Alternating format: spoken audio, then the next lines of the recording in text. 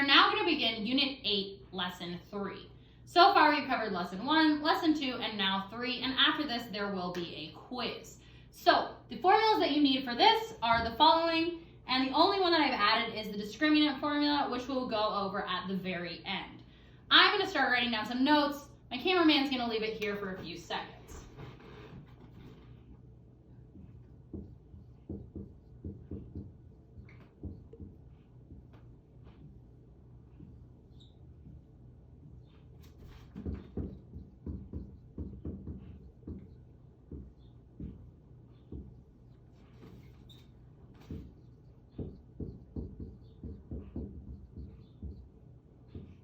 All right, so first thing I want to go over is the definitions. So the definition of a root is the points at which the parabola intersects the x-axis. Well, if we're talking about a graph, this right here is the x-axis, okay? Roots are also called zeros, solutions, or x-intercepts, which makes sense because an x-intercept is where a graph touches the x-axis. So how do we know how many solutions something has? Well, if the parabola looks like this, it has 2 solutions because it's touching the x-axis 2 times. If a parabola is only touching at the vertex, it has 1 solution. And if it's not touching that x-axis anywhere, it has no solutions. So how can we figure that out? Well, the easiest way would be to take the equation and stick it in a graphing calculator, which would give you a table of points, and it would tell you what the graph looks like, which is fine, but we don't have graphing calculators. So you can either go online and use a graphing calculator that way, or you can go ahead and plug and chug, which is what I will do 3 examples of for you right now. So if we look at question number 1, the very first thing we have is the equation, okay? And so for this equation, the very first thing we want to figure out is what our x value is, which is right here. So we're just going to plug it into that. So we have negative b, which would give us negative 4 over 2 times our imaginary 1. So we're left with an x value of negative 2. Okay? Now we want to figure out what the actual vertex is. So let's plug that negative 2 in and get y. So at this point, this should be review for you. Okay? And when we do that, we get y equals negative 9. So our vertex is at negative 2, 9 for this equation. What does that tell us? What do we know? Well, we can make a table.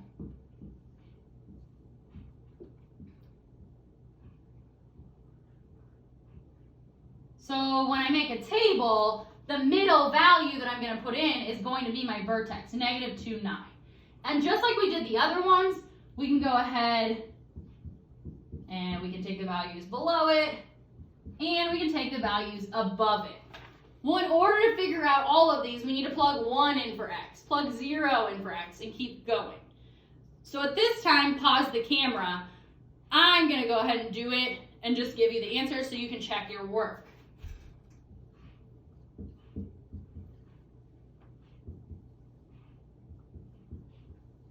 So when I go to graph these, I have a vertex.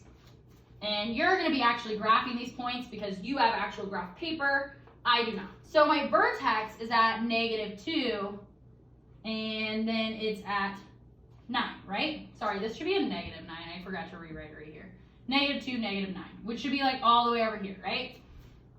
The next set of points that are going to be really easy for me to look at are going to be where y is 0. So y is at 0 when x is at 1, and when x is at negative 5. Right here. So our parabola is going to look like this. Now, if you're using a graphing calculator online, it gave you this, and it gave you this whole table. We know this is correct because this is a positive a value, and this is opening up to show us that it's positive. The goal of this lesson is to figure out what the zeros are. Well, the zeros are when y is 0, we need to figure out what x is. So our zeros for question number 1 are going to be x equals 1 and x equals negative 5. If you factored this, you'd find those to be your x values. So let's go ahead and look at question number 2. So this time, there's 2 solutions to this. Question number 2 looks like this. And we need to figure out first right here. So let's go ahead and plug it in. Negative b and negative 2. Well, that would make that a positive 2 over 2 times a, which leaves me with an x value of 1. So we have an x value of 1. Now we need to figure out what our y value is.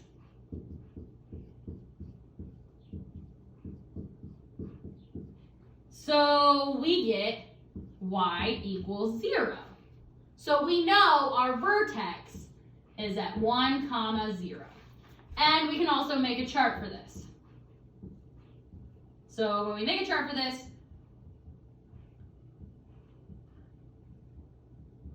we are going to put our vertex in the middle, and it's at 1, 0. And so we're going to go above it, and we're going to go below it, just like that. This is where you're going to pause, and you're going to plug x is 4 into this, and you'll get a number for y. Plug x is 3 into this, you'll get a number for y. Or like I said, you can use a graphing calculator. I already have the answers figured out.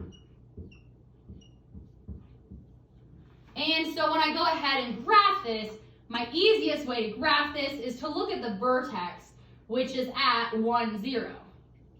Wait, the vertex is on this line. Well, when the vertex is on your x-axis, that means there's only one solution. We know that 1 is positive, so this is going to have to open up. Oh, sorry, it's at positive 1, not negative 1. Positive 1. We know this is going to have to open up. So if you take the time and you graph all these points, you should get a graph that looks like this. There's only one solution, and our solution is that when y is 0, x is 1. Okay? So let's go ahead and look at a third one real fast. And this example, we've done 2 solutions, 1 solution, so you could probably go ahead and guess that this example is going to, oh, hang on, I wrote my equation down wrong, is going to give you no solutions. So the first thing we want to figure out is where our vertex is. So we need to figure out our axis of symmetry first. So x equals negative 2 over 2, imaginary 1 minus 1. So we have an x value of 1. All right, we need to go ahead and we need to plug that in. So we need to take this 1 and we need to plug it in.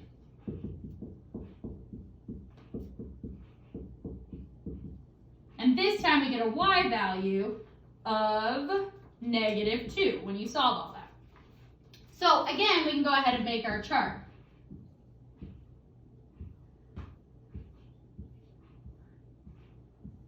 Just like this. We know that our vertex is going to be placed in the middle, and our vertex is at 1, negative 2, which you can write as an ordered pair. Okay? So that being said, one moment. So that being said, I can go above it, and I can also go below it, just like that. This is where you're going to pause, and you're going to plug 4 in for the x value and figure out what y is and plug all of these in. Although I already have it done on my paper. Or you can use a graphing calculator.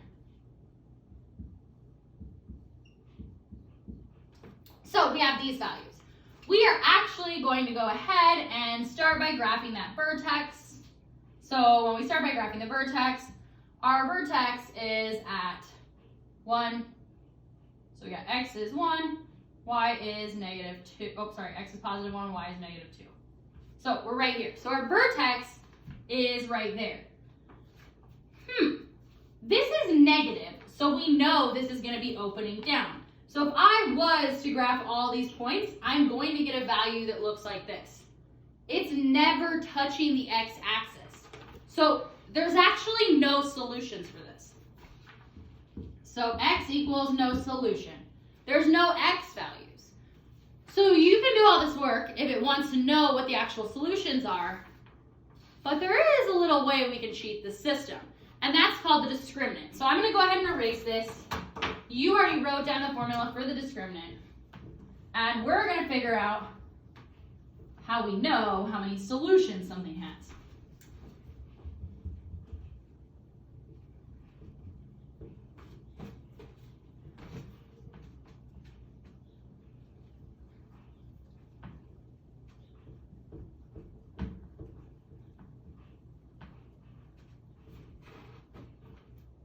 So the discriminant, the formula which you wrote down already, is b squared minus 4ac, which all comes from this, b squared, a, and c. So what is the discriminant? By definition, the discriminant is used to determine the number of solutions. So filling in this little table, if d is greater than 0, there's 2 solutions. If d equals 0, there's 1 solution. And if d is less than 0, there's 0 solutions. So for question 7, let's go ahead and plug it in.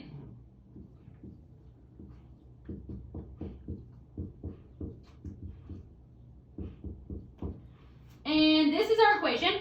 We're going to plug it in. So we have b squared. So 5 squared minus 4 times a, which is a 1 here, times c.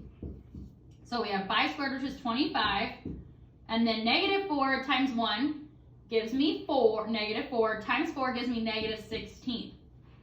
So our answer here is 9. And if we go back up to the rules, it says if d, our discriminant, is greater than 0, there's 2 solutions. Well, 9 is greater than 0, so there are 2 solutions. Which also means you could have factored this to find those solutions. Let's look at question number 8. So the only thing the discriminant tells you is how many solutions there are. It does not tell you what the solutions are. So plugging this in, we have b squared. So negative 3 squared minus 4 times our imaginary 1 times 10. Negative 3 squared gives me 9, minus 4 times 1 gives me negative 4, and then times 10 gives me negative 40. So this leaves me with negative 31. It's a very negative number. And our rules say that if d is less than 0, there are 0 solutions. Well, this is less than 0, so that means there's 0 solutions. Okay? So for time's sake, I'm going to go ahead and do question 9 down here, very small.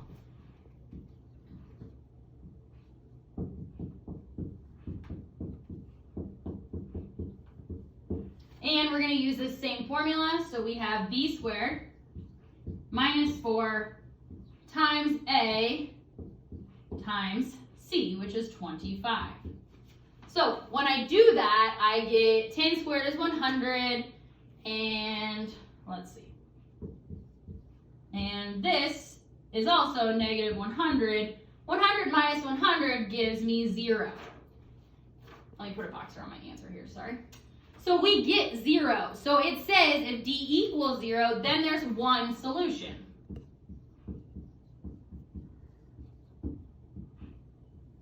So we just need to follow our rules that we have. What would this one look like?